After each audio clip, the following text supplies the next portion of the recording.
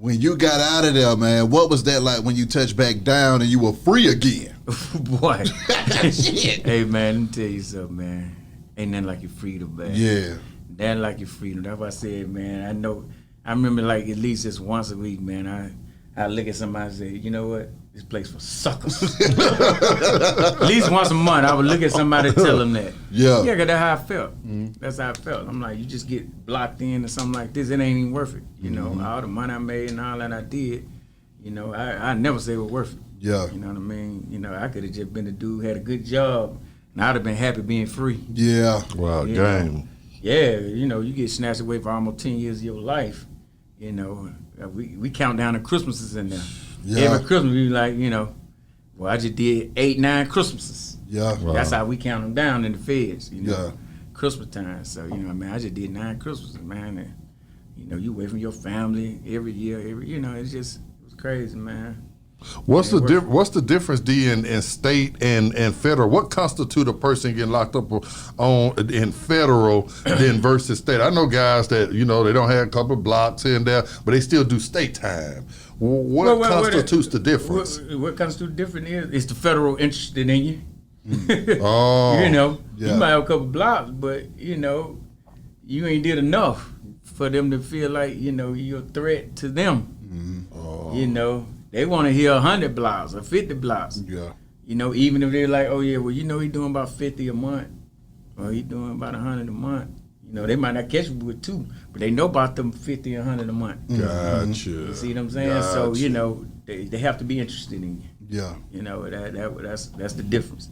You know, if you just get caught with a block and they ain't never heard nothing about you, then feds ain't even into that. Yeah. You know, they let the state go ahead and deal with that. Oh. But the feds, how they move, man, when they come to get you, they already got you.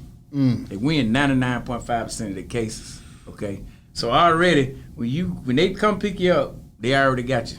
You nailed already to the cross, so you forget about it. They got all the information they need. They done followed you 5, 10 years. They got pictures, you know, everything they need. Yeah, because they don't play. They don't just come get somebody, you know, so like you just said, you got a couple of blocks. You know, that ain't what they want. They want that guy who's been moving around here, he got all these cars, houses, and businesses, and doing this stuff. That's the stuff they interested in. You know, you gotta be making some real money. You know what I'm saying? How many different facilities did you see within that 10 years time? Oh, man, Did y'all 3. move 3 different ones? Yeah, they move you around now. Just one thing about the feds, they move you around for security reasons. You know, like John Gotti and all them. I got to see John Gotti when I was in Oklahoma City. Yeah. You know, I was just on the transfer.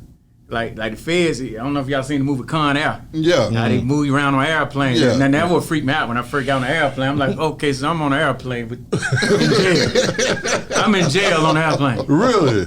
Yeah, so that just kind of blew me away. We pull up at the airport and we about to get on a plane. Con Air.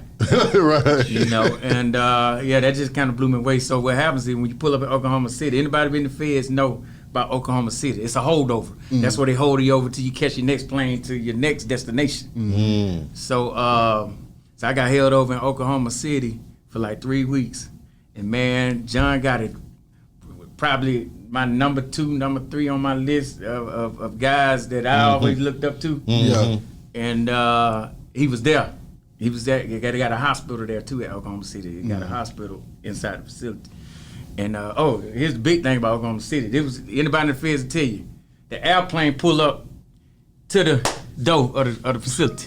Damn. So it's at the airport. So the plane pull up to the door. You get out into the prison is at on the airport. Yeah. That's crazy. At the airport. So you pull up, boom. They let you right off into the facility.